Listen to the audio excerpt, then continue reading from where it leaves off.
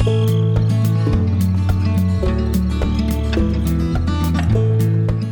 Friends, તમારું સ્વાગત છે મારા કિચનમાં.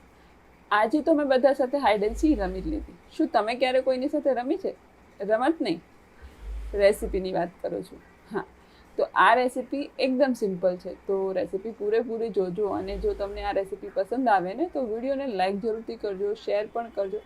અને આવી જ નવી રેસીપીઝ જોવા માટે અને મને સપોર્ટ કરવા માટે મારી ચેનલને સબસ્ક્રાઈબ જરૂરથી કરજો. તો સૌપ્રથમ મેં અહીંયા એક તપેલીની અંદર 2 મોટા ગ્લાસ ભરીને પાણી મૂકી દીધું ગરમ થવા માટે. તો બીજી બાજુ મેં ઝીણા કટ કરેલા ગાજર, બટેટા અને વટાણા લીધા છે. અને આ બધી જ વસ્તુને સરસ ધોઈને એની અંદર એડ કરી દેવાની છે. શાકભાજીનું પ્રમાણ તમે તમારા સ્વાદ પ્રમાણે વધુ કે ઓછું કરી શકો છો. હવે બધી જ વસ્તુ સરસ રીતે બફાઈ જાય એના માટે આપણે થોડું સ્વાદ પ્રમાણે મીઠું એડ કરીશું અને એને સરસ મિક્સ કરી લઈશું. મીઠાથી બાફવાની જે પ્રોસેસ છે ને એ ઝડપી થઈ જાય છે. અને આપણે બહુ વધારે પડતું પણ બાફવાનું નથી, 50-60% જેવું જ એને બાફવા દઈશું. અને બાકી આપણે એને તેલમાં ચડવા દેવાનું છે, એટલે તેલમાં ચડતા વાર નહીં લાગે અને થોડું બાફી લઈએ એટલે પ્રોસેસ થોડી શોર્ટકટ થઈ જાય. તો આવી રીતે 50% જેવું બફાઈ ગયું એટલે પાણી નિતારી લેવાનું છે. અને હું ફરી તમને અહીંયા બતાવી દઈશ કે કઈ રીતનું અહીંયા બફાણું છે. એને થોડું ભાર દઈને આપણે દબાવીએ ને ત્યારે એ મેશ થાય છે. તો આ રીતનું બફાવવું જોઈએ. અને બીજી બાજુ આપણે 4 થી 5 મોટી ચમચી જેટલું તેલ ગરમ થવા મૂકી દીધું એક વાસણમાં.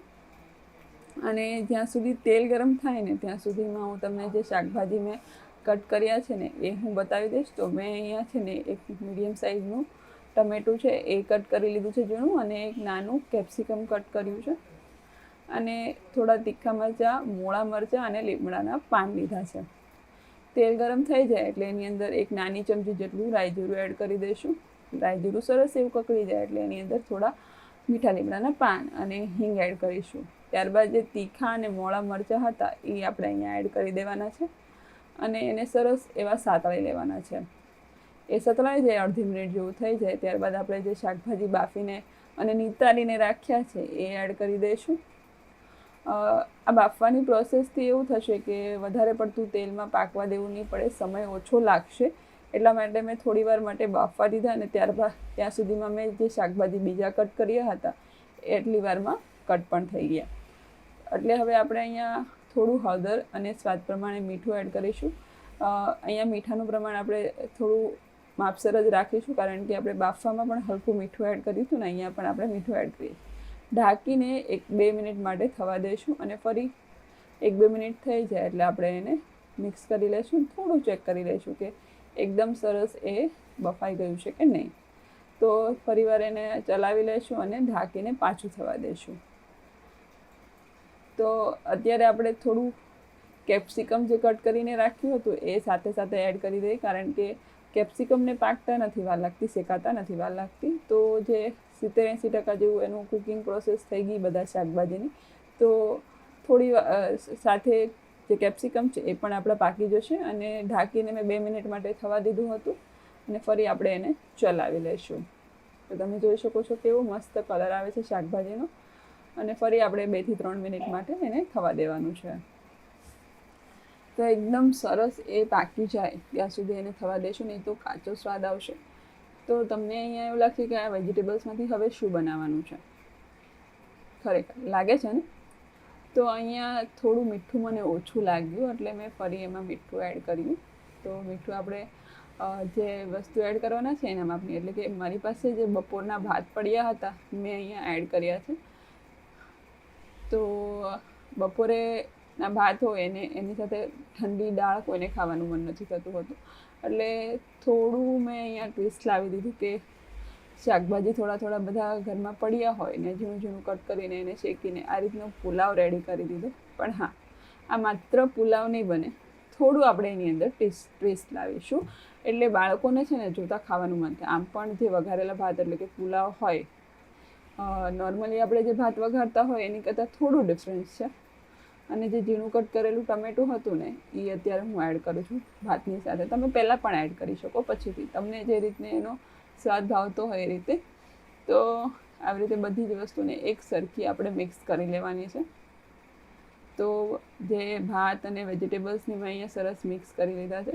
ફરી આપણે એને હલકું હલકું ચલાવી લઈશું, કારણ કે મીઠું જે છે એ બધી બાજુ એક સરખું થવું જોઈએ, એટલે ચલાવવું ખૂબ જ જરૂરી છે. મિક્સ કરવું, એક સરખું મિક્સ કરવું જરૂરી છે, કારણ કે કોઈ જગ્યાએ મીઠાનું પ્રમાણ વધી જાય ને કોઈ જગ્યાએ મોળું પણ રહી જાય. આ રીતે હલકા હાથે બધી બાજુ ચલાવી લીધું. મુઠ્ઠી ભરીને ધાણા એડ કરી દીધા ધોઈને. તો તમે જોઈ શકો છો ધાણાથી પણ એકદમ સરસ લુક આવે છે, યલો અને ઉપર ગ્રીન. મોઢામાં પાણી આવી ગયું ને. હજી આમાં એક ટ્વિસ્ટ એડ કરીશું ને તો બાળકોની મોટાના મોઢામાં પણ પાણી આવી જ જશે.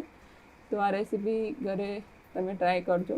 ક્યારે પણ સાંજે ભાત પડ્યા હોય તો આવી રીતે શાકભાજી તમારી પાસે જે પણ હોય એ તમે એડ કરીને આવી રીતે ભાત વઘારીને બાળકોને આપી શકો.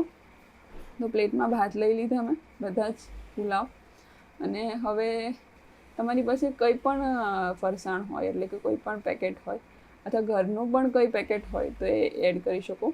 તો મેં અહીંયા ટમેટા ફ્લેવરની ચિપ્સ લીધી છે અને એને હાથેથી જ આવે રફલી આવી રીતે ચૂરો કરી દેવાનો અને ચૂરો કરીને ઉપર આવી રીતે ભભરાવી દેવાનો. તમને અહીંયા તમારા ઘરમાં ચવાણું, સેવ મમરા અથવા તો કોઈ પણ ફ્લેવરની બીજી વેફર હોય અથવા તો ફરાળી ચેવડો હોય, જે પણ તમને અહીંયા ફરસાણ ઉપરથી એડ કરવાનું મન થાય એ તમે અહીંયા કરી શકો. ત્યારબાદ તીખી ચટણી, મીઠી ચટણી, સેવ, જે પણ તમને ઉપરથી ભાવતું હોય એ રીતે અહીંયા તમે એડ કરી શકો અને કંઈ ટ્વિસ્ટ લાવીને બાળકોને પીરસી શકો. તો બધાને ખાવાનું મન થાય અને બનાવવાનું પણ. તો રેસીપી તમને કેવી લાગી કમેન્ટ્સમાં જણાવજો. અને જો તમને પસંદ આવ્યું તો વિડીયોને લાઇક કરજો, શેર કરજો. અને આવી જ નવી રેસીપીઝ જોવા માટે અને મને સપોર્ટ કરવા માટે મારી ચેનલને સબસ્ક્રાઈબ જરૂરથી કરજો. તો ફરી મળીશું આવી જ નવી રેસીપીઝ સાથે. ત્યાં સુધી બધા આવજો. Thank you so much for watching. Take care.